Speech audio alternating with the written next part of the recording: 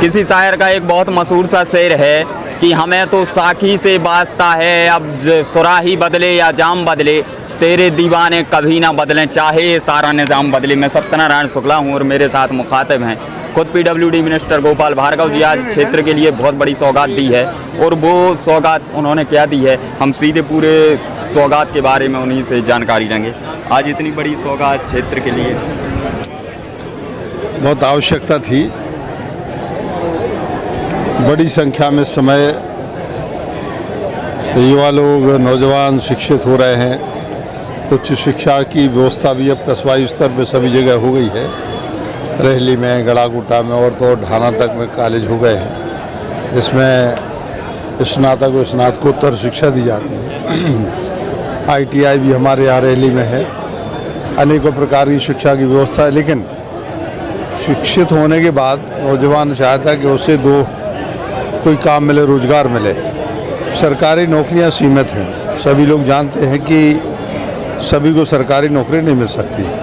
उसके भी कंपटीशन होते हैं, उसके भी ऑनलाइन परीक्षा होती, सारी होती, टफ भी होते हैं। तो इस कारण से वैकल्पिक रोजगार के लिए बहुत आवश्यक था कि नौजवान जो घर बैठा है, फ्रस्ट्रेशन में है, कुंठा में है और कभी कभी गलत कदम भी उठा लेता है, उसकी कुंठा दूर करने के लिए और उसके दोनों हाथों को काम दिलाने के लिए उसकी ऊर्जा का उपयोग हो, राष्ट्र हित में हो, उसके परिवार के हित में हो, इसके लिए आज मुझे खुशी है कि हमारे रेहली क्षेत्र में जो मध्य प्रदेश सरकार का लघु सूक्ष्म उद्योग है, उस भाग के अंतर्गत एक क्लस्टर जिसमें लगभग 130 के करीब उद्योग लगेंगे। प्लाटें की जा रही है जिसमें करीब 10,000 लोगों के लिए रोज़गार मिलेगा।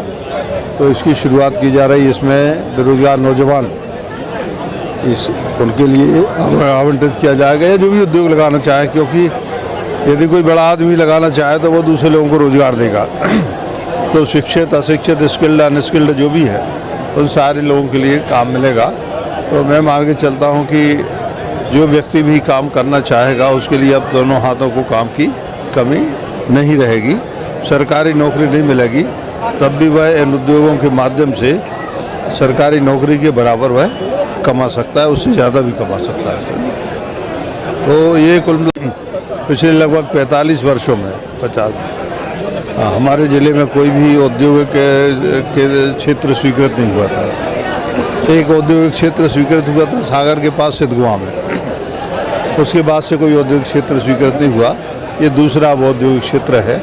मुझे विश्वास है कि नौजवानों की जो ऊर्जा है, वो ताकत है, जो उनकी बुद्धि है, उनका विवेक है, उनका अनुभव है, उससे यह औद्योगिक क्षेत्र बहुत अग्रणी औद्योगिक क्षेत्र के रूप में और लोगों को काम देने के मामले में एक अगुवाई करने वाला एक प्रकार से यह हमारा औद्योगिक क्षेत्र होगा। अच्छा, ये कहाँ तक संभव हो सकता है, हो जाता है कि एक प्रदेश लेवल की जिम्मेदारी निभाना और फिर उन लोगों के घर जाना, चाहे किसी के घर में कोई घटना घटी हो, जन्मोत्सव हो, मनाना हो? तो सभी है। गाना है नहीं, वो कहते तुझको चलना होगा,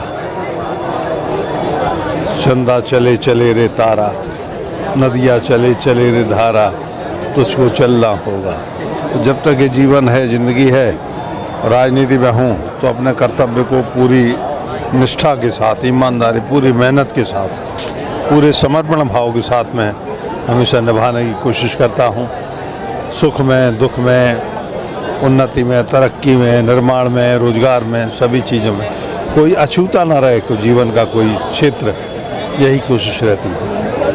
एक उन हर गरीबों के घर के नगर पालिका CMO के द्वारा निरीक्षण करवाना जो वंचित रह गए आवासों में, और इतने जल्दी इतने सारे आवास का करना, क्या कहेंगे CMO के बारे में?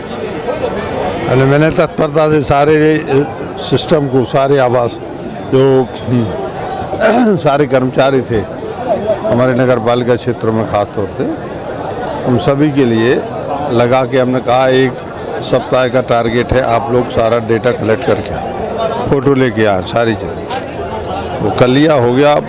राज्य सरकार के पास चला गया, वहाँ से भारत सरकार के पास चला गया, भारत सरकार के पास से 14 सितंबर की बैठक में हरदीप जी अपने पुरी हैं जो, हमारे केंद्रीय मंत्री हैं इस विभाग के नगरीय शासन, उन्होंने स्वीकृति दे दी, तो 2330 आवास नए स्वीकृत हो गए।